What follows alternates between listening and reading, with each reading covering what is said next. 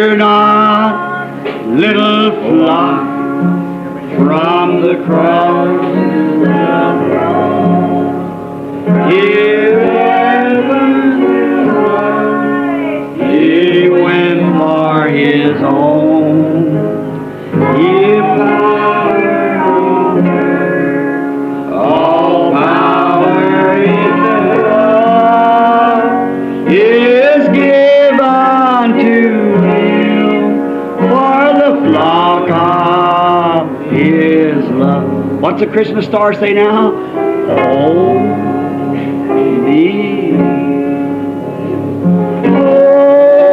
Only believe, all things are possible.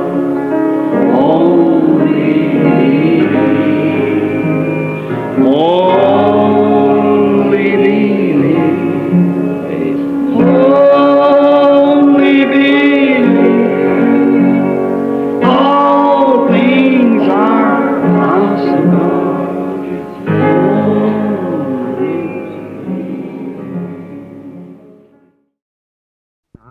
This is the first time I've ever did it in any of my meetings since I've been on the field. This is a new time. Brother Baxter's gone, and Brother Bosworth's in India or in Africa. Brother Baxter, I don't know where he's at. He's gone somewhere, and the rest of them's out and gone, and Billy and I are here alone.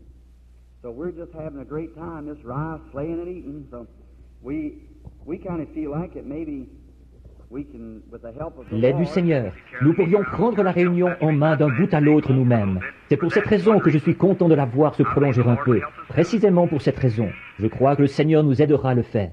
Maintenant, vous savez, j'aime beaucoup mes organisateurs. J'ai des frères charmants. Bosworth, Baxter, Lindsay, Moore, tous. Il y en a 5.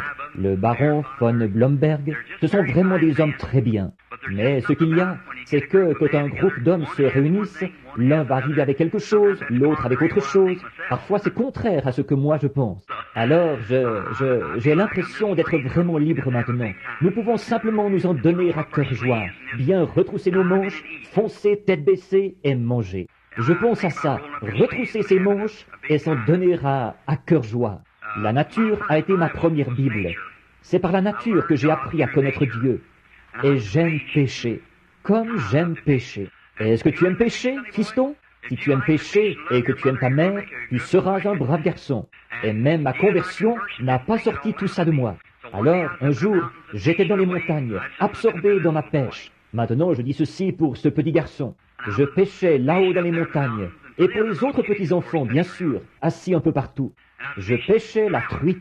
Et, oh, c'est merveilleux, au printemps, je m'en allais comme ça, il y avait toujours une truite dans la fosse d'à côté, vous savez, comme ça, et j'étais là à louer le Seigneur et à m'en donner à cœur joie.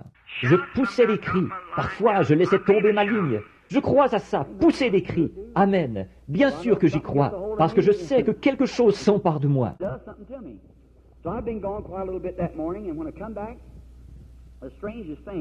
Et il y a beaucoup d'ours dans cette région-là, dans le New Hampshire. J'ai un petit campement là-bas, là où je pêche. J'avais un genre de petite tente montée là, un genre de petite tente individuelle où je m'étais installé. L'ours noir, il n'y a rien de plus malfaisant. Alors, une vieille maman ours et 2 petits oursons étaient entrés dans ma tente. Et quel saccage ils y avaient fait! Maintenant, qu'est-ce que j'aurais dû faire à cet ours? D'après toi, petite fille au fond là-bas, aux cheveux roux au fond là-bas, j'aurais vraiment dû m'en prendre à lui, n'est-ce pas? Mais voici ce qu'elle avait fait. Elle était entrée, elle avait démoli ma tente, et elle avait tout éparpillé. Elle avait mangé toute la nourriture que j'avais là, et se payait vraiment du bon temps.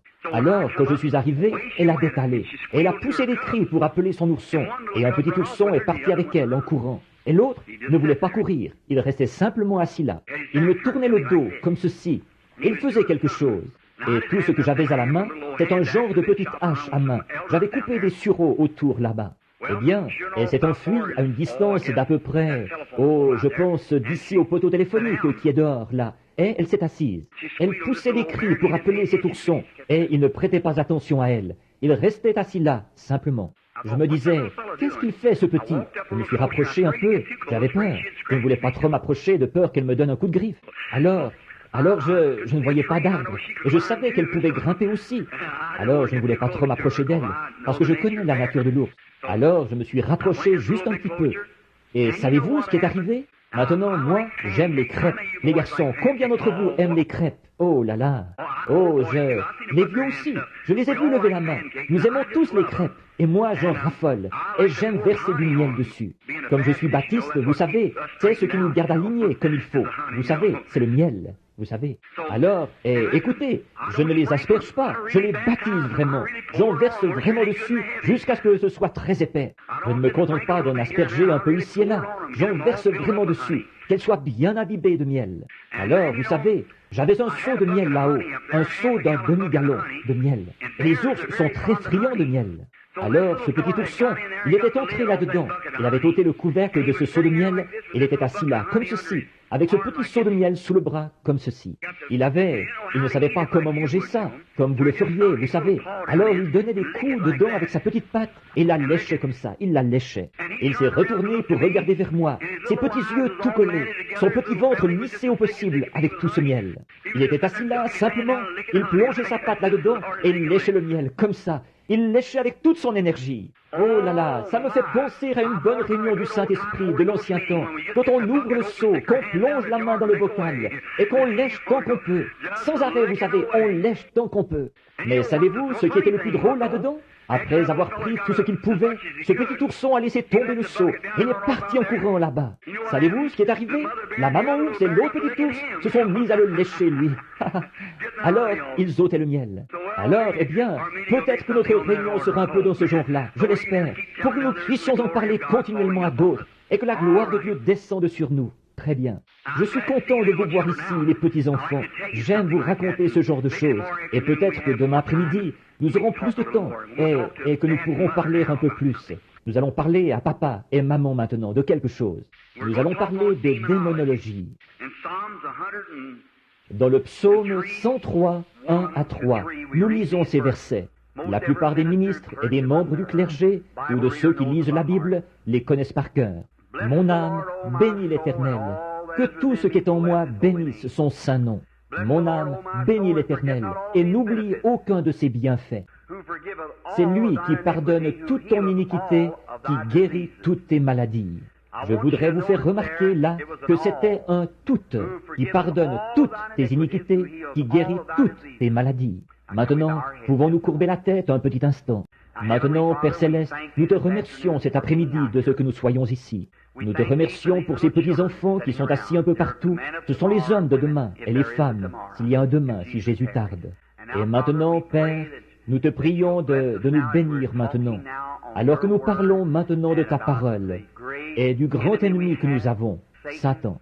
Nous te prions, Dieu, de nous permettre de faire front, présentant un bloc mécanisé ici de la puissance de Dieu, pour lui résister ce soir sur chaque pouce de son terrain, Seigneur, et lui montrer qu'il n'a pas de droits légaux du tout, que Christ l'a vaincu pour nous là-bas au calvaire, quand il est mort, et qu'il a dépouillé les dominations et retiré à Satan tous les pouvoirs qu'il avait.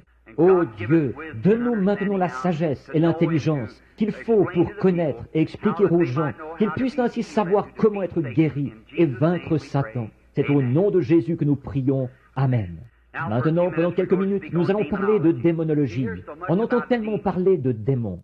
Et demain après-midi, là, probablement que nous terminerons ça. Je voulais prendre 2 jours de cette semaine, de toute façon, pour prêcher là-dessus, simplement, ou 2 jours de réunion en après-midi pour en parler. Maintenant, la première chose, ce qu'est un démon. On entend tellement de gens en parler. Un démon. Eh bien, là, un démon, diable, tout cela vient du même mot.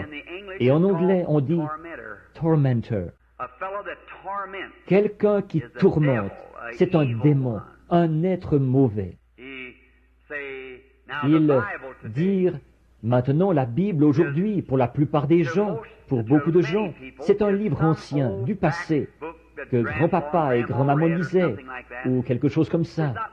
Ça ne vaut pas grand-chose, c'est pour les vieux et tout. Mais c'est faux, c'est pour tout le monde.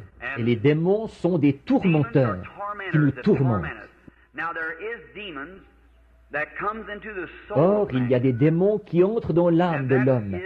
Et c'est, selon la phraséologie, ce serait selon...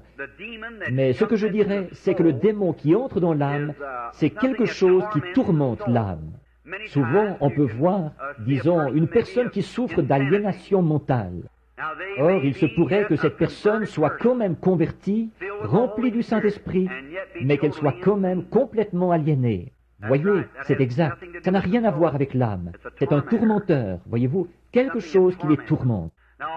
Or, toute maladie, nous devons d'abord constater que toute maladie est venue du diable. Dieu n'est pas l'auteur de la maladie. Aucune maladie ne vient de Dieu. Parfois Dieu permet que Satan vous inflige une maladie, comme un fouet pour vous ramener à la maison de Dieu, quand vous avez désobéi. Mais la maladie, au départ, elle est venue du diable.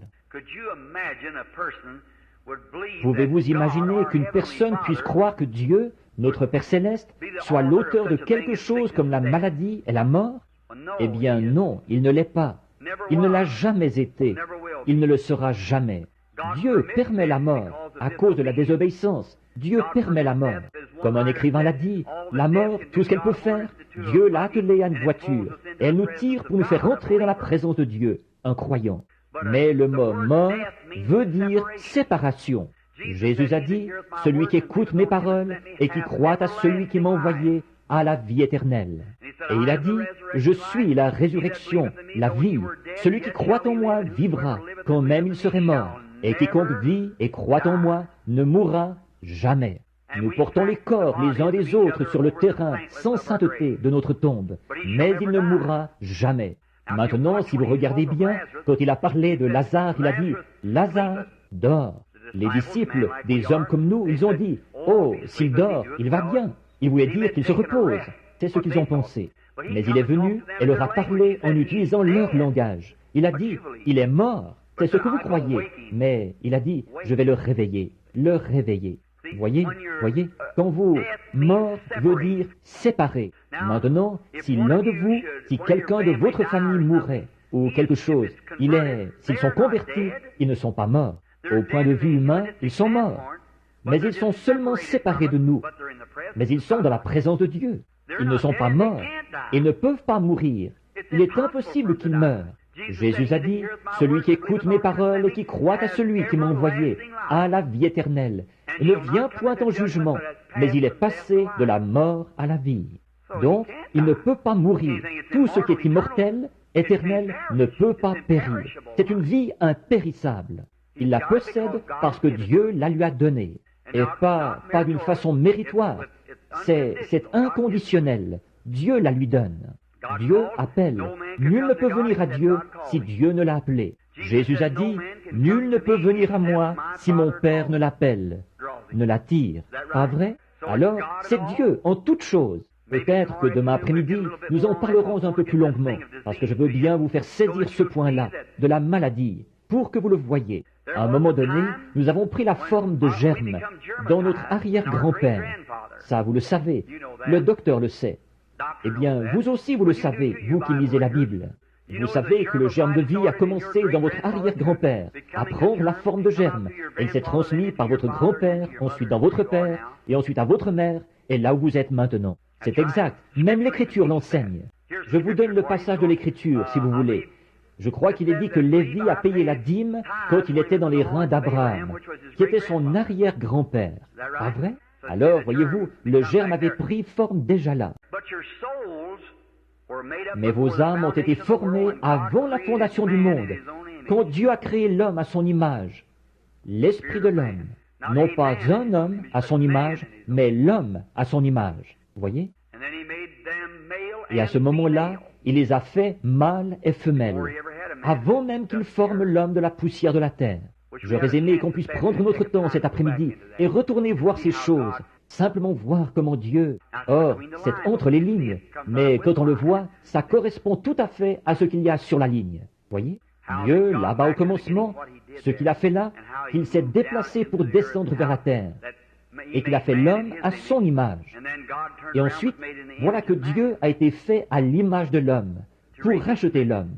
Or, quand Dieu a fait l'homme à son image, c'était un homme esprit. Et à ce moment-là, il n'y avait pas d'homme pour cultiver le sol.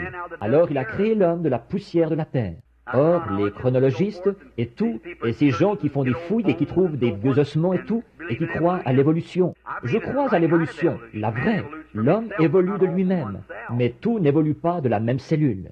Non, monsieur, parce que l'oiseau a été un oiseau depuis le jour où Dieu l'a fait oiseau, et le singe a été un singe, l'homme a été un homme. C'est exact. Or, je parlais à un médecin ici il y a quelque temps, à Louisville. Il disait, voyons, révérend Branham, je parlais des indigènes de l'Afrique, de leur façon de manger. Ils vont tout simplement, oh, les choses les plus affreuses à voir, et ils mangeaient ça. Il va simplement ramasser des choses qui sont contaminées, avec des vers dedans, secouer ça, simplement, le verre et tout, ça lui est parfaitement égal. Voyez? Ils ont dit, voir n'importe quoi, peu importe ce que c'est. Ils disaient, mais révérend Branham, ces gens-là ne sont pas humains. J'ai dit, oh oui, ils le sont. Certainement qu'ils sont humains. J'ai dit, ce qu'il y a de plus proche de l'être humain dans la lignée animale, c'est le chimpanzé. Et vous avez essayé pendant 4000 ans de faire marmonner quelque chose à ce chimpanzé, et il ne peut pas le faire. J'ai dit, parce qu'il ne peut pas penser. Il n'a pas ce qu'il faut pour penser. Oh, vous pouvez lui apprendre des petites choses comme on le fait à un cheval, et dia, ou mettre des lunettes, fumer un cigare, tenir un équilibre à bicyclette, monter à cheval, ou quelque chose comme ça. Mais c'est tout comme et dia pour un cheval, ou un chien, ou quelque chose comme ça. J'ai dit, c'est un animal. Mais laissez-moi aller au fond de l'Afrique, vers la tribu la plus sauvage qu'il y a là-bas, la petite tribu des Boshiman. Et j'ai dit, son arrière-grand-père n'a probablement jamais vu un homme blanc ni rien. Tout ce qu'il sait, il ne sait même pas distinguer sa droite de sa gauche. Tout ce qu'il sait faire, c'est manger. Et il mange tout ce qu'il peut trouver, que ce soit de la chair humaine ou n'importe quoi d'autre. Ça lui est parfaitement égal, pourvu qu'il mange. Mais laissez-moi le prendre en main à l'âge de 5 ans. Il y a 15 ans, il parlera un bon anglais et aura une bonne instruction. Pourquoi? Il a une âme. Dieu a fait de lui un être humain. Il a autant le droit d'entendre l'Évangile, au moins une fois, que nous avons le droit de prêcher partout ici, d'un bout à l'autre de l'Amérique, à des gens, maintes et maintes fois, et en suppliant et en insistant et tout. Ils l'entendent une fois, et regardez-le hurler et se précipiter vers l'autel en vitesse. Voyez? Oui, monsieur. C'est ça que j'ai dans le cœur, frère, aujourd'hui, quand je pense à l'Afrique, et ces pauvres petites mains noires qui se lèvent. Ils disent, frère Branham, encore une fois, parlez-nous de Jésus. Oh, miséricorde, il y a quelque chose au plus profond de mon être qui s'émeut, qui brûle. Aussitôt que je peux recueillir assez d'argent aussi, je vais là-bas. C'est ce que je fais avec chaque sou que je reçois. Tout, Dieu le sait, à part ce qu'il me faut pour manger. Et pour la plupart, ce sont les gens qui me donnent mes vêtements. Je me limite au strict nécessaire pour moi-même, autant que je peux. Je remets ça tout de suite dans le fonds missionnaire, dont il était convenu avec le gouvernement que je ne paye même pas d'impôt là-dessus. Dès que j'ai amassé 3, 4 ou 5 000 $, je fais la traversée pour me rendre là-bas, et je prêche l'Évangile à ces gens au sujet desquels je sais que ce jour-là j'aurai des comptes à rendre, et je saurai rendre ces comptes. Autrefois, quand j'allais dans une ville, je faisais une grande réunion, à l'époque où les gens avaient beaucoup d'argent, et on faisait de grandes campagnes, et des milliers de dollars. Je remettais ça à la Croix-Rouge, et ainsi de suite. Bon, maintenant, ce n'est pas pour les critiquer, mais ils descendent de la rue au volant d'une voiture de 4 000 $, avec des gros boutons de colle à diamants, en fumant le cigare, avec 500 $ par semaine, de l'argent des malades. Non, monsieur, ça, non. Et en plus, dès que vous sortiez de la ville, ils vous traitaient d'exaltés, et tout le reste comme ça. Ils se moquaient et dénigraient la religion que nous défendons. Non, monsieur. J'en dispose moi-même, et devant Dieu qui est mon juge, je l'utilise pour l'œuvre de l'Évangile, là-bas. Comme ça, je saurai qu'en ce jour où quand je devrais rendre compte de mon administration, elle aura été effectuée correctement. C'est tout à fait exact. En effet, je suis bien conscient que la façon dont je traite les gens, c'est ainsi que je traite Dieu. Rien que mon attitude envers vous, c'est mon attitude envers Christ. Et votre attitude envers moi, c'est la même chose. C'est exact, c'est envers Christ. Maintenant, de voir un peuple comme ça, et de voir qu'un être humain, alors, qui a une âme immortelle maintenant, qui ne peut pas mourir, qui ne peut pas périr, qui ne peut rien faire d'autre qu'avoir la vie éternelle, que Dieu, souverainement, par sa propre volonté, voulait donner. Et maintenant, permettez-moi de corriger un peu ceci, ou de dire quelque chose. Quelqu'un va repartir en disant, « Frère Branham est un calviniste. » Non, je n'en suis pas un. Je suis un calviniste tant que le calvinisme est dans la Bible.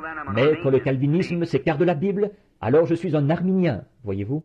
Je crois à la sainteté et je crois aussi au calvinisme. Mais tous les deux, l'un a pris une branche latérale et est parti de ce côté-ci, et l'autre a pris une branche latérale et est parti de ce côté-là. Sans l'épître aux Éphésiens, pour ramener tout ça et le remettre à la place que Dieu a donnée à chacun, nous serions tous complètement déboussolés. Mais ils ont tous les deux une doctrine, mais ils ne vont pas plus loin qu'elle dans les deux cas, c'est-à-dire les gens de la sainteté et les calvinistes aussi, les arminiens.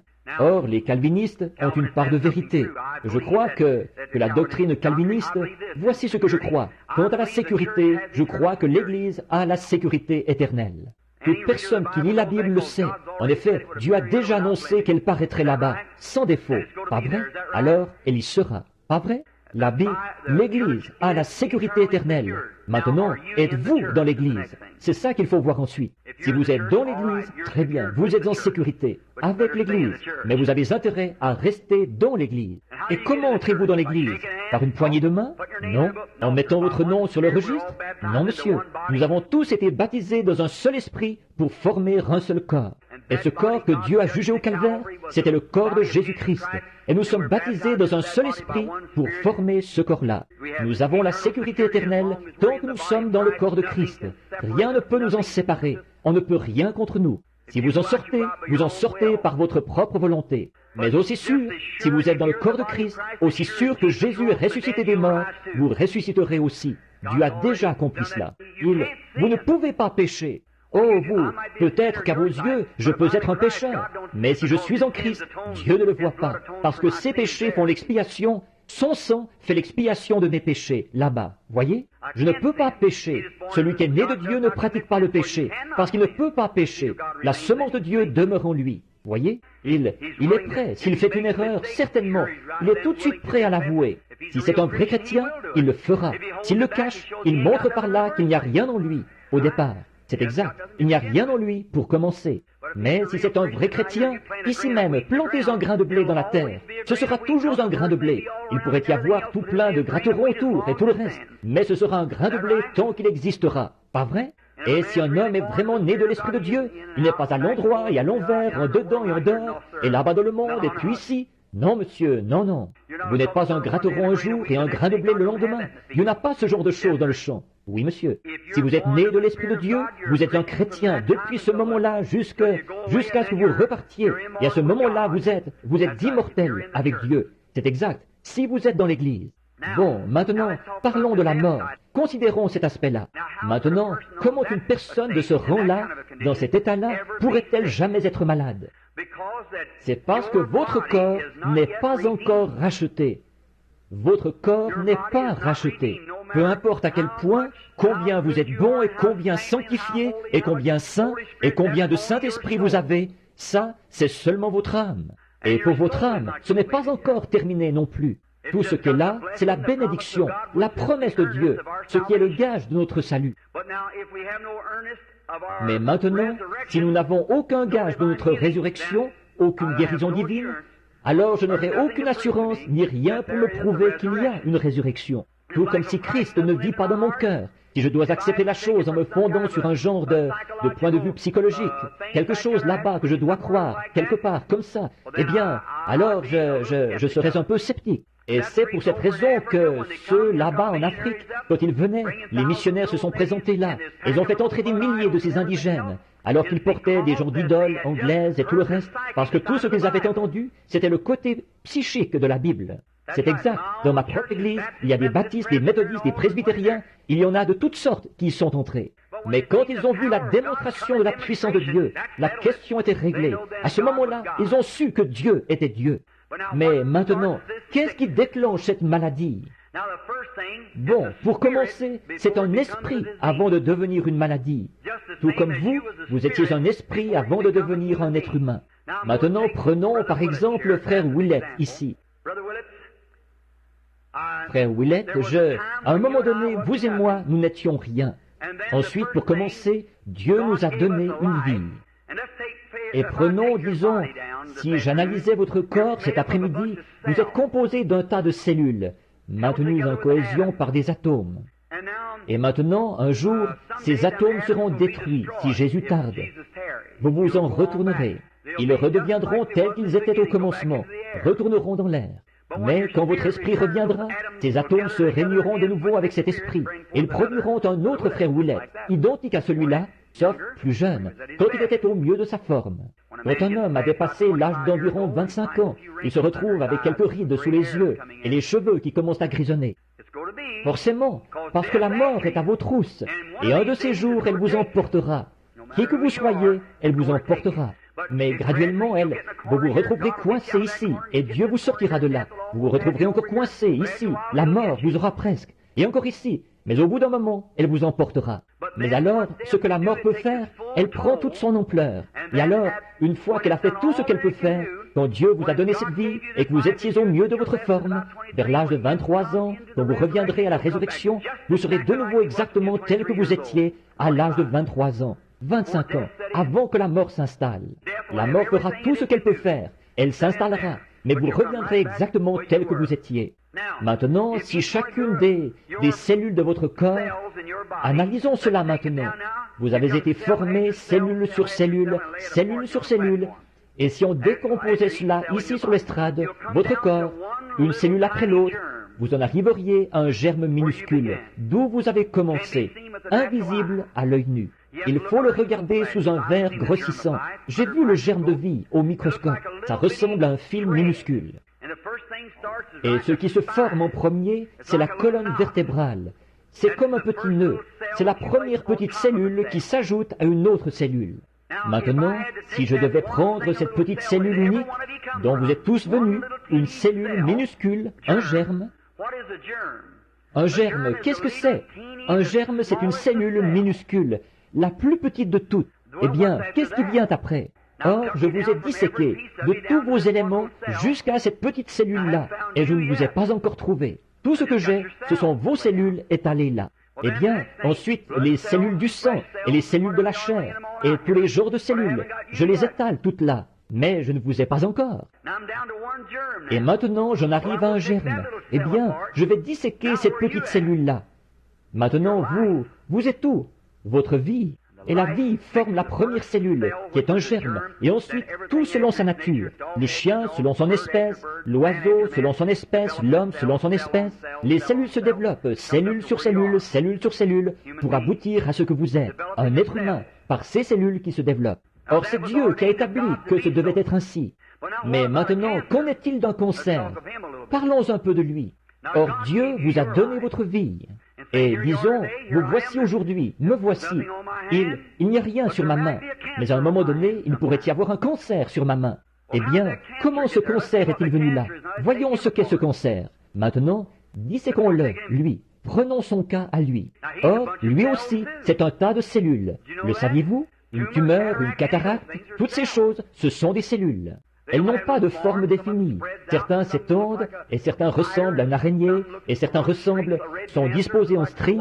Un cancer rouge, c'est semblable à de longs fils rouges qui passent en travers. Et puis, il y a un cancer rose qui s'installe habituellement sur le sein d'une femme. Ça ressemble à des crêpes superposées. Et ensuite, ça va s'étendre. Et il se développe partout. Parfois, les tumeurs sont de forme asymétrique, comme ceci, allongées, oblongues et tout. Elles n'ont pas de forme définie, parce qu'elles procèdent d'un esprit qui n'a pas de forme. Mais ce sont des cellules qui se développent. C'est un tas de cellules, là. Disons qu'en vous, en ce moment, il y aurait une tumeur ou un cancer. Ce sont des cellules qui se développent, qui prennent de l'extension, et prennent de l'extension, et prennent de l'extension. Elles vous rongent, elles sont en train de vous saper votre vie, elles se nourrissent de votre sang. Les cataractes attaquent l'humeur de l'œil, elles se développent dessus, vont les recouvrir complètement. Vos yeux ne pourront plus voir. Certaines vont venir sans jamais, comme la tuberculose, qui se présente comme un tout petit germe. La grosseur n'a rien à y voir. La même grosseur de germe qui forme un éléphant forme une chique. Voyez, la grosseur du germe n'a rien à y voir. Certaines vont prendre une forme dans le corps, d'autres n'en prendront jamais, et d'autres ne se logeront jamais dans les cellules. Certaines deviennent esprits pour tourmenter l'âme. Nous allons tâcher de voir cette partie-là. Je vais réserver cette partie-là à demain après-midi si possible. D'où vient cet esprit de l'âme et comment il s'infiltre ici? Or, mes amis, ces choses que je dis, je ne les ai pas puisées dans une psychologie quelconque. Il y a des années que je suis en contact avec des démons, et vous le savez. Si seulement vous saviez ce qu'il en est, après les réunions, la nuit, ce qui arrive parfois. Vous ne savez pas. Souvenez-vous, quand vous affrontez un esprit, vous avez intérêt à savoir de quoi vous parlez. Ne vous tenez pas là à faire n'importe quoi, parce que ça ne servira à rien. Mais quand un démon doit vraiment vous obéir, il le reconnaîtra. Ça ne dépend pas de combien fort vous criez. Ça ne dépend pas de la quantité d'huile que vous versez. C'est ce qu'il y a ici derrière qu'il reconnaîtra. La vérité. Jésus lui a simplement dit, « Sors ». Souvenez-vous, les disciples avaient fait beaucoup de tapage. Ils s'étaient démenés à essayer de le chasser et tout. Ils ont dit, « Pourquoi n'avons-nous pu le chasser ?» Il a dit, « C'est à cause de votre incrédulité. » Il a dit, « Sors de lui. » Le garçon est tombé. Il a eu la pire crise qu'il avait jamais eue. Voyez, ils reconnaissent l'autorité. Regardez ces gars-là, là-bas, les vagabonds qui ont vu Paul chasser les démons. Ils ont dit, nous pouvons faire pareil. Les fils de l'un des sacrificateurs. Ils sont donc partis en disant, nous pouvons chasser les démons. Acte 19. Ils sont allés vers un homme qui avait des crises d'épilepsie. Et ils ont dit, nous te conjurons par Jésus, sors de lui. Le démon a dit, bon, au nom de Jésus que Paul prêche. Le démon a dit, bon, je connais Jésus et je connais Paul, mais vous, qui êtes-vous? Vous êtes au courant de ce qui est arrivé. Il s'est jeté sur ces hommes, a déchiré leurs vêtements. Ils ont eu des crises eux-mêmes et se sont enfuis dans la rue. Ces mêmes démons sont vivants aujourd'hui. Alors, il y a beaucoup de fanatisme. Ici, c'est l'Église, ce soir. Il y a beaucoup de fanatisme dans le pays aujourd'hui, auquel on donne le nom de guérison divine, qu'on devrait faire taire. C'est ce qui jette l'opprobre sur la vraie cause. C'est pour ça que vous avez tant de difficultés. Il y a beaucoup de choses auxquelles on donne le nom de religion aujourd'hui qu'on devrait faire taire. Ce ne sont que des sectes. Si la véritable Église de Dieu a tant de difficultés dans ce domaine, c'est à cause de ça. Mais nous sommes l'Amérique, voyez-vous. C'est comme ça que ça doit se passer. Dieu dit que le blé, les plantes rampantes et les ronces allaient pousser ensemble. N'essayez pas de les arracher. Laissez-les pousser ensemble. Mais c'est à leurs fruits que vous les reconnaissez. Il n'y a pas de fruits, eh bien alors il n'y a pas de vie, il n'y a rien. Maintenant, observez cette cellule. Disons, par exemple, comme assez souvent le cancer rouge. La plupart du temps, il va se loger dans l'utérus de la femme, dans des meurtrissures gynécologiques et tout. Maintenant, cet être-là, décortiquons-le. Maintenant, sa cellule à lui, ce cancer. Or, un cancer, tout dans le naturel est un type du spirituel. Êtes-vous conscient de ça? Tout dans le naturel est un type du spirituel, peu importe ce que c'est. Par exemple, comme ceci, quand nous naissons dans le corps de Christ, il faut 3 éléments pour produire notre naissance. Et ce sont les 3 éléments qui sont sortis de la vie de Christ à sa mort. Ce qui est sorti de son corps, c'est de l'eau, du sang, l'esprit. Est-ce exact? 3 éléments. Nous passons par ces 3 éléments quand nous naissons de nouveau. La justification, la sanctification, le baptême du Saint-Esprit. Or, tout ça peut s'accomplir dans le même acte. Mais vous pouvez être dans un état de justification sans être sanctifié. Vous pouvez croire au Seigneur Jésus-Christ tout en ayant encore votre souillure en vous. Mais vous pouvez vivre à la fois une vie justifiée, une vie propre et sainte, absolument, tout en n'ayant pas le Saint-Esprit. Voyez-vous, la Bible, 1 Jean 5,7 dit, « Il y en a 3 qui rendent témoignage dans le ciel, le Père, le Fils et le Saint-Esprit. » Et le Père, la parole et le Saint-Esprit, qui était le Fils. Et ces 3 sont un. Il y en a aussi 3 qui rendent témoignage sur la terre, l'eau, le sang et l'Esprit. Et ils sont d'accord. Ils ne sont pas un, mais ils sont d'accord. Vous ne pouvez pas avoir le Père sans avoir le Fils. Vous ne pouvez pas avoir le Fils sans avoir le Saint-Esprit. Car ils sont inséparables. Un. La Trinité se trouve dans un seul. Je n'en entends pas parler ici, mais on entend beaucoup ça un peu partout dans le pays, dans les groupes pentecôtistes. C'est un des points qui entraîne le plus de confusion, ce simple point-là. Et j'ai même réuni leurs chefs, et je leur ai prouvé qu'ils croient tous les deux la même chose.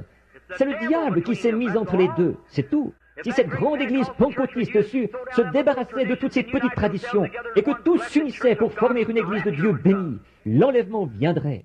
Mais tant que Satan peut les garder divisés, ça va. C'est sa façon de faire les choses.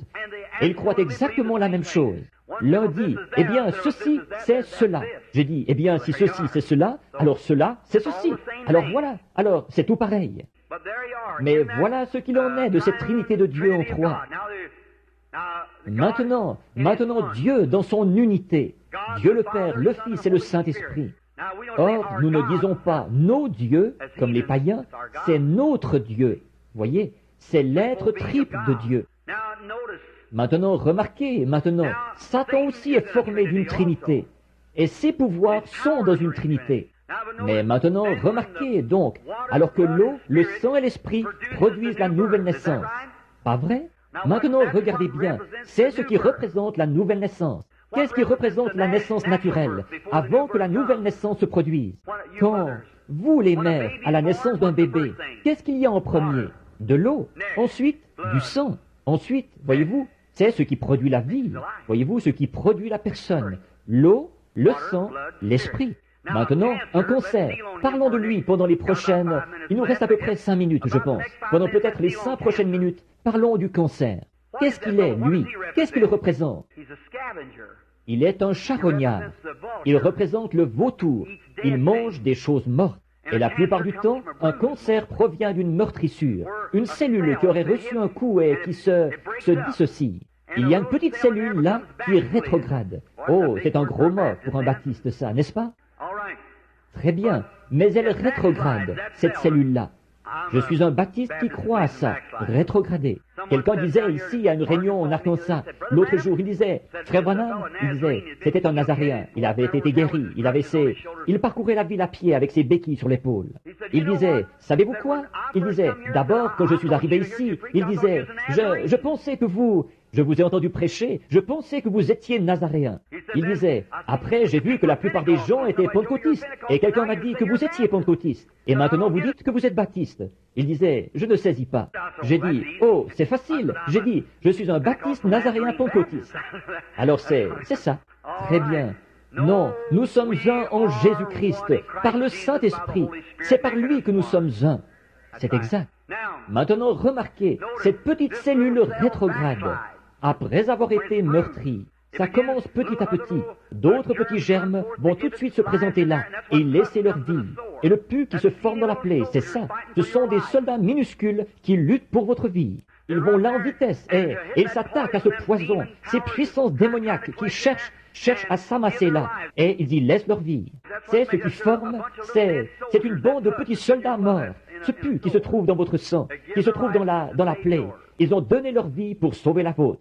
Maintenant, dès qu'il y a un rejet là, une petite cellule, et que ce démon se met en branle, il se met à se développer, il se met à multiplier les cellules. Il est en train de construire un corps, tout comme vos bébés ont commencé dans votre sein, et comme vous avez commencé dans votre mère. Cellule sur cellule, cellule sur cellule, cellule, n'importe comment, n'importe où, tout simplement, ils n'ont pas de forme définie, comme l'être humain qui se forme selon sa nature. Lui, il procède tout simplement d'un esprit. Il va tout simplement pousser n'importe comment. Il va se mettre à ajouter cellule sur cellule, cellule sur cellule. Et là, avant longtemps, vous allez commencer à vous affaiblir et à vous sentir malade. Vous consulterez le médecin et vous examinera. Peut-être qu'il ne pourra pas le trouver. S'il le trouve, peut-être qu'il l'enlèvera en le coupant. S'il peut faire une coupure nette, très bien, c'est réglé pour vous. Mais s'il ne peut pas faire une coupure nette, alors, si c'est dans la gorge ou bien quelque part où on ne peut pas faire une coupure nette, une toute petite parcelle continuera à vivre. Voyez-vous, parce que ce n'est pas comme si on vous coupait la main et que ça règle le problème, ou n'importe quoi, ou qu'on coupait... Ce que je veux dire, si vous coupiez la partie principale du corps et que vous laissiez votre main là, eh bien, elle ne pourrait pas vivre. Mais voyez-vous, ça n'a pas la même forme de vie que vous. C'est une puissance démoniaque en mouvement. Et maintenant, remarquez, vous appelez ça, le docteur l'appelle un cancer. Dieu l'appelle un démon. Considérez aujourd'hui, il se contente d'où vient le mot cancer. Il vient d'un mot latin qu'on emploie dans les termes médicaux et qui veut dire crabe. Un crabe comme on en voit au bord de la mer, avec plein de pattes. C'est comme ça qu'il fait. Il s'étend, il s'étale. Le mot pour cancer, c'est crabe. Et il s'infiltre, et continuellement il gagne du terrain. Et chemin faisant, il aspire votre sang, comme une pieuvre ou quelque chose comme ça. Eh bien, une tumeur, une cataracte et les autres maladies, elles proviennent toutes d'un germe. Et ce germe-là, il faut qu'il soit un corps. Et avant de pouvoir être un corps, il doit être une vie. Avant de pouvoir créer ou proliférer et produire d'autres cellules, il doit être une vie. Est-ce juste? Or, d'où est venu ce cancer? D'où est-ce venu? Vous ne l'aviez pas là, il y a quelque temps. Mais maintenant, peut-être que vous l'avez. D'où est-il venu? C'est une autre vie, différente de votre vie, qui vit en vous. Elle tourmente, Elle mine votre vie. C'est pour cette raison que Jésus l'appelait un démon. Épilepsie, c'est comme ça qu'ils appellent ça aujourd'hui. Ils disent épilepsie. Mais l'épilepsie dans la Bible, Jésus appelait ça un démon. Quand cet homme s'est présenté là, avec le garçon qui tombait par terre, et qui avait l'écume aux lèvres et tout, il a dit, il a un démon, et souvent il le jette dans le feu, dans l'eau. Maintenant, ils lui ont donné un nom raffiné, et l'ont appelé épilepsie. Mais c'est un démon. Et Jésus a dit, démon, sors de cet enfant. Exactement. Or, généralement, l'épilepsie est provoquée par un problème rénal. On pourra peut-être voir ça un peu plus tard, voyez. C'est ce qui provoque l'épilepsie, par suite d'une urémie. Maintenant, remarquez ceci. Alors, cette cellule reste là, c'est un démon. Il est en train de construire une vie, il prend de l'extension, se développe de plus en plus. Il a un devoir à remplir, c'est de vous ôter la vie. C'est pour ça que le diable l'a envoyé, pour abréger vos jours à moins de 70 ans. Bon, je tire mon chapeau à tous les médecins. Oui, monsieur, tous ceux de la médecine, que Dieu les bénisse, pour l'aide qu'ils ont apportée aux gens. C'est tout à fait juste. Qu'est-ce que vous feriez sans elle dans le monde d'aujourd'hui? Je remercie Dieu pour la médecine. Je remercie Dieu pour mon automobile. Si Dieu n'avait pas permis que la science produise une automobile pour moi, j'aurais eu beaucoup de mal à marcher jusqu'ici. Pour la lumière électrique, et pour le savon que j'utilise pour me laver les mains, et pour le dentifrice que j'utilise pour me brosser les dents, certainement. Je le remercie pour tout, parce que toutes les bonnes choses viennent de Dieu. Mais je vais vous dire, il n'y a pas le moindre médicament qui ait jamais guéri aucune maladie. Et pas un seul médecin, à moins que ce soit un charlatan. Mais un vrai médecin vous dira qu'ils ne prétendent pas être des guérisseurs. Chez les frères Maillot, là, beaucoup d'entre vous, on m'a fait venir pour des entretiens là-bas 2 ou 3 fois, au sujet de patients qui étaient sortis de là, des incurables. Vous avez lu le Reader's Digest, le numéro de novembre. Combien ont lu le numéro de novembre? L'article à mon sujet, là, dans le Reader's Digest. Voyez? Et ils m'ont fait venir pour un entretien, là-bas, au sujet de ce bébé qu'ils avaient condamné. Ils disaient que la chose n'était pas faisable. Mais le Saint-Esprit m'avait parlé et m'avait dit comment la chose se ferait. Et elle s'est faite. Très bien. Alors, ils m'ont fait venir là-bas. Et juste au-dessus de la porte, où Jimmy et les autres Maillots étaient autrefois, il y a une grande affiche qui dit « Nous ne prétendons pas être des guérisseurs. Nous prétendons seulement aider la nature. Il n'y a qu'un guérisseur, c'est Dieu. Ce sont les meilleurs du monde. » Bon, on a quelques charlatans, oui, c'est exact. On a des prédicateurs charlatans aussi. Très bien. Alors, on a ça des deux côtés. Remarquez, mais tout homme qui déclare qu'il est un guérisseur, il raconte des salades, parce qu'il ne peut pas guérir. En effet, la Bible dit, « Je suis l'Éternel qui pardonne tous tes péchés et qui guérit toutes tes maladies. » Je suis allé dans des cabinets de travail, et dans mon bureau, quelques-uns des meilleurs médecins y sont venus, de différents pays. Vous ne connaissez pas la face cachée d'une vie, mon ami, savoir ce qui a été, et des choses que je ne dis pas en public. Des hommes viennent en cachette. N'allez pas penser qu'il n'y a plus beaucoup de Nicodème dans le monde. Bien sûr qu'il y en a, des milliers. Ils regardent ça et viennent à la réunion. Ils s'assoient là, un t-shirt sur le dos, ou quelque chose du genre. Des noms de la haute distinction. Vous seriez surpris, assis là, à la réunion. Quelques jours plus tard, ils vont venir en douce et vous faire venir en cachette, envoyer quelqu'un pour demander un entretien. Et dire, tout de suite, dire, « Frère Branham, je crois que c'est la vérité. » Ce sont des êtres humains comme nous. Certainement, et tout homme aspire à regarder de l'autre côté de ce voile sombre, là-bas, qu'il devra traverser un jour. Mais ces concerts et autres, ce sont des démons, absolument, qui prennent forme dans un corps de chair, qui font leur chemin, ils vous ôtent la vie. Maintenant, si je faisais comme le médecin, si je pouvais enlever ça en le coupant, le déposer par terre, ou comme, disons par exemple, si vous-même, vous étiez un cancer sur cette terre. Or, ici, il y a la guérison divine. Si je voulais me débarrasser de vous de la façon dont un médecin le ferait, tout ce que j'aurais à faire, c'est de continuellement, il faudrait que je gratte votre corps, ou quelque chose comme ça, jusqu'à ce qu'il disparaisse complètement de la terre. Il n'en resterait plus rien, tout comme quand le médecin vous enlève la tumeur. Mais dans le cadre de la guérison divine, si vous étiez un cancer, tout ce que je ferais, j'ordonnerais à votre vie de sortir de votre corps, et vous continueriez comme ça. Votre vie vous quitterait, mais votre corps resterait ici, tel quel. Maintenant, c'est pour ça que la vue et le temps sont les pires ennemis de Dieu quant à la guérison divine. Je ne sais pas s'il arrive à frère Baxter de parler de ces choses à la réunion. Je me suis assis, je leur ai expliqué ça à lui et à frère Bosworth maintes et maintes fois. Mais ce qui s'est passé, c'est ceci. Je doute que bien des gens l'aient compris. En effet, au bout de quelque temps, on voit les gens qui reviennent en disant « J'ai eu ma guérison, frère Branham, pendant 2 ou 3 jours, mais Dieu soit béni, je l'ai perdu. » Et je constate, je pense qu'ils n'organisent pas la réunion comme il faut. Les gens ne comprennent pas. J'ai vu des hommes monter sur l'estrade, complètement aveugles, des cancers ou des cataractes sur leurs yeux, et lire cette Bible après qu'on ait prié pour eux, repartir. 3 ou 4 jours plus tard, être tout aussi aveugles qu'ils l'étaient au départ. Qu'est-ce qui s'est passé? Tout le monde sait que lorsque la vie a quitté une chair, celle-ci rapetisse pendant quelque temps. Pas vrai? Est-ce que quelqu'un ici a déjà tué un cerf ou une vache ou quelque chose comme ça? Bien sûr, très bien. Pesez-le ce soir, vous les chasseurs ici de mes amis. Tuez le cerf et mettez-le sur la balance. Dites aux autres combien il pèse. Attention, le lendemain matin, il pèsera plusieurs livres de moins. Quand un être humain meurt, l'entrepreneur des pompes funèbres, la première chose, il va enlever les fausses dents ou l'œil, ce qu'il y a là. Il va enlever ça, parce qu'en rapetissant, ces choses vont être délogées, vu que le corps humain rapetisse. Toute autre chair rapetisse. Quand la vie a quitté la cellule, celle-ci se met à diminuer, rapetisser. C'est ce qui va se produire pendant environ 72 heures. Et ensuite, elle va se mettre à enfler. Si un petit chien se fait écraser ici sur la route, s'il reste là au soleil pendant environ 3 jours, observez ce qui se sera passé. C'est un chien plus gros qu'il ne l'a jamais été. Il enfle. Pas vrai?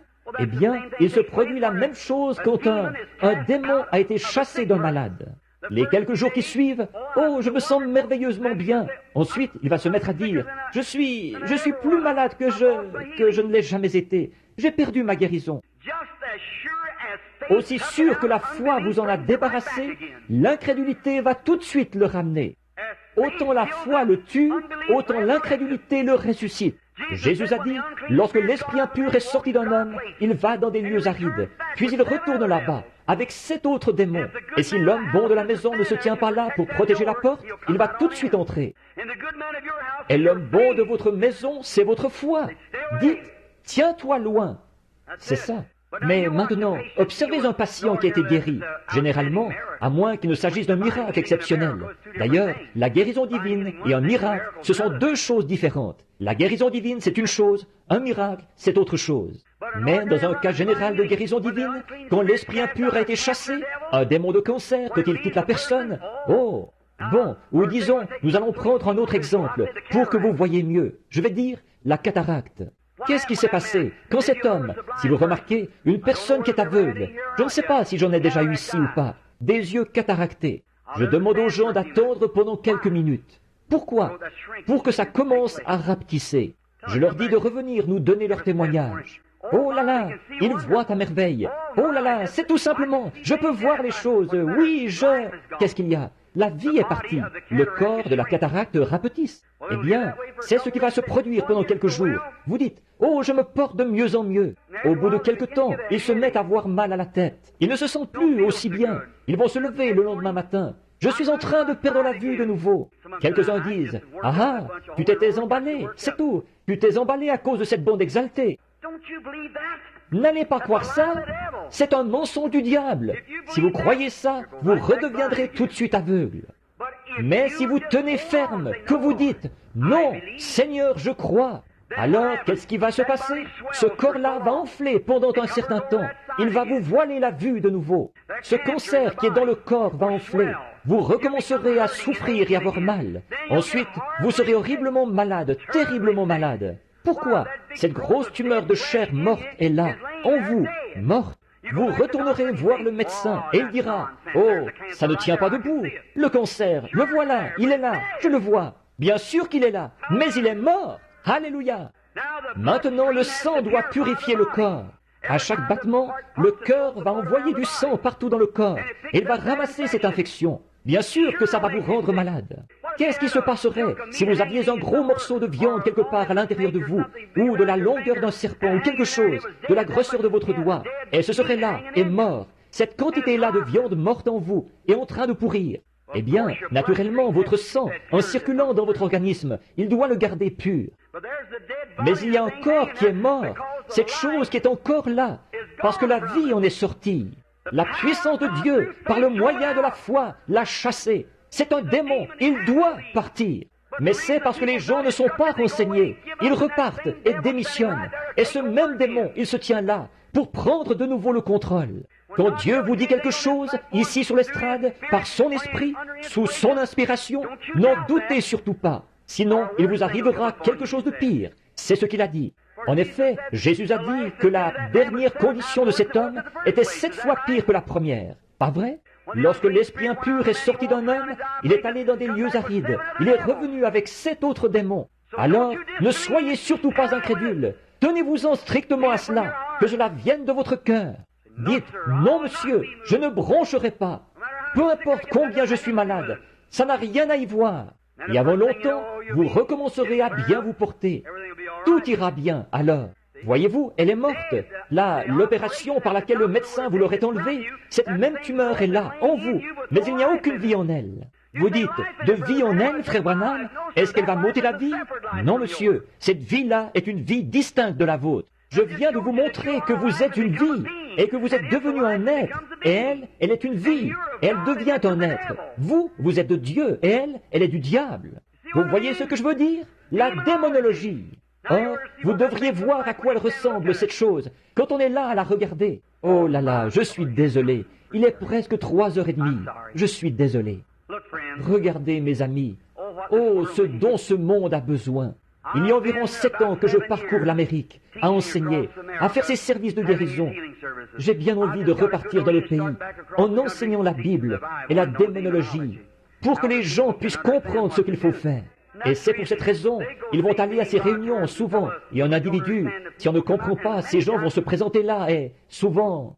Maintenant, vous vous souvenez de cet individu qui est venu et qui disait qu'il avait un don de guérison divine. Le don de guérison divine était en vous, si vous avez été guéri. Il s'agit de vous. Tout don entre en action par la foi.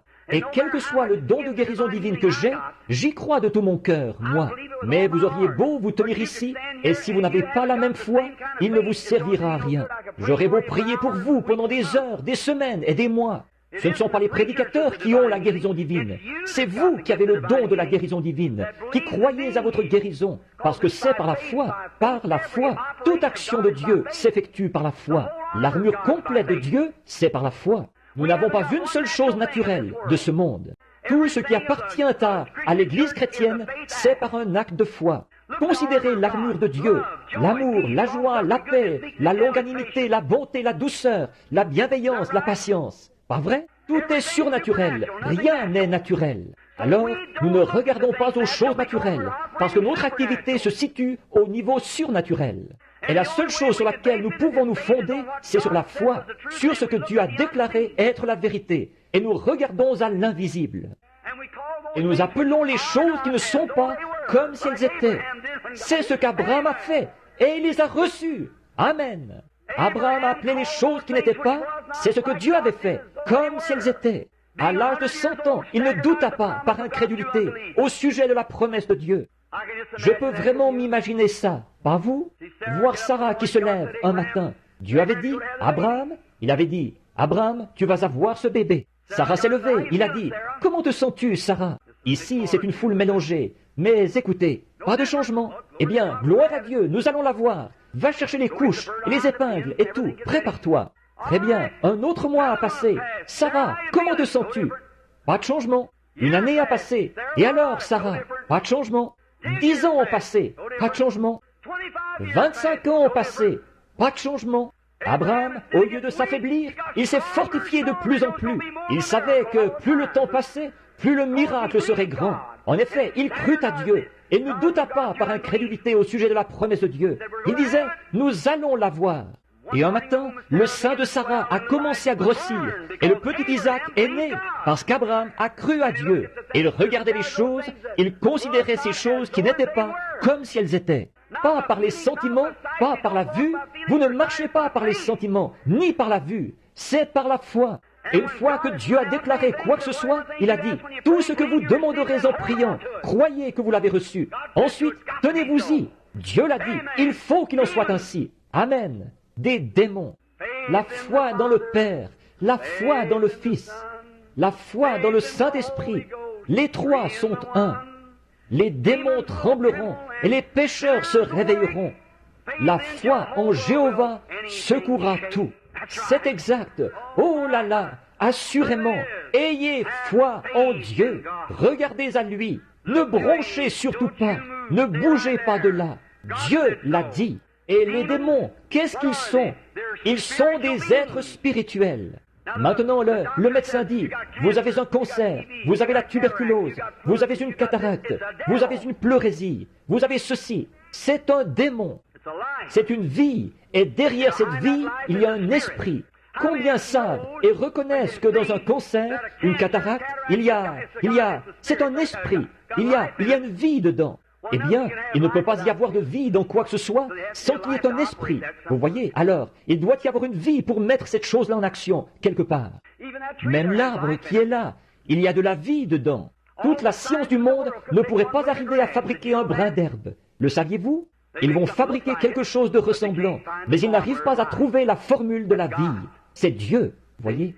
Jésus a dit à l'arbre, « Maudit sois-tu, tu n'as pas de fruits et tu n'en auras jamais. » Ils sont repassés par là, ça c'était vers 8 heures ce matin-là. Ils sont repassés vers 11 heures en allant déjeuner. Pierre a dit, « Regarde cet arbre, il est mort jusqu'aux racines. » Pourquoi? Jésus a menacé la vie qui était dans cet arbre, qui était dans les racines, et l'arbre au complet est mort. Alléluia!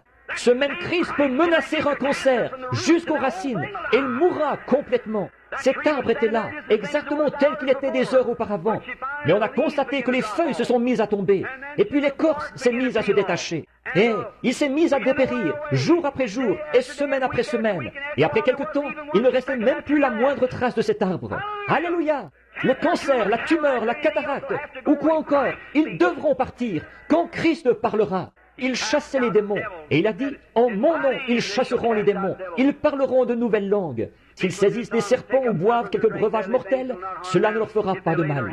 S'ils imposent les mains aux malades, les malades seront guéris. L'aimez-vous? Je suis désolé de vous avoir gardé assis ici pendant 1 heure cet après-midi. Vous aimez le Seigneur? Qu'est-ce qui va arriver maintenant? Si vous acceptez Christ comme votre guérisseur, et que vous croyez dans votre cœur qu'il vous est arrivé quelque chose, et que vous croyez que vous êtes guéri, allez-vous croire que vous êtes guéri? Ne laissez pas le diable vous coller autre chose. Continuez simplement à avancer. Docteur, dites, docteur, qu'est-ce que ça a l'air? Il dira, voyons, c'est encore là. Dans votre cœur, vous savez ce qui est arrivé. Ah, à un moment donné, il dira, tiens, qu'est-ce qui a bien pu arriver à cette chose-là? Alors dites, écoutez docteur, je vais vous le dire. Voici ce qui est arrivé. Jésus-Christ m'a guéri. C'est exact. Jésus-Christ m'a guéri. Très bien. Courbons la tête un petit instant. Frère Willett, voudriez-vous venir 1 minute, frère? Alors, Père Céleste, nous sommes reconnaissants pour le sang de Christ. Et peut-être que parfois ton serviteur, Seigneur, manque de sagesse en parlant aussi longtemps. Mais je me sens peut-être comme Paul qui, une nuit, a prêché toute la nuit. Un jeune homme est tombé par la fenêtre et il est mort. Et cet apôtre qui avait la parole de Dieu dans sa vie est allé poser son corps sur le garçon. La vie est entrée en lui.